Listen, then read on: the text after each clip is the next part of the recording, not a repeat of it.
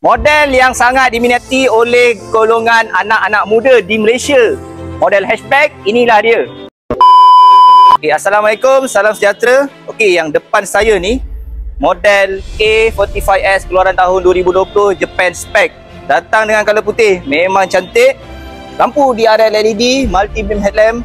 Depan dah siap GT green yang nampak lebih sporty.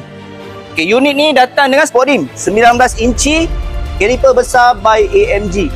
Untuk bahagian belakang, model A45S datang dengan desain lampu yang terbaru, 4 exhaust tip yang nampak lebih sporty. Inilah dia A45S. Okay, jom kita tengok bahagian dalaman dia sikit. Dalaman datang dengan multifunction steering, pedal shift, steering balut Alcantara. Datang dengan 6 dynamic select, comfort, sport, sport plus dan race mode. Full digital meter. Yang penting dah siap dengan wireless charger di bahagian tengah.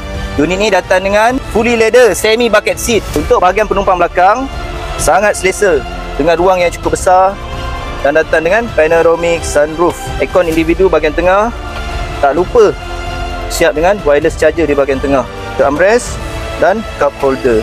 So kepada mereka yang meminati model hatchback performance keluaran Mercedes-Benz, boleh Roger, boleh PM. Unit hanya satu, sangat terhad. Okey, see you. Assalamualaikum. Bye bye.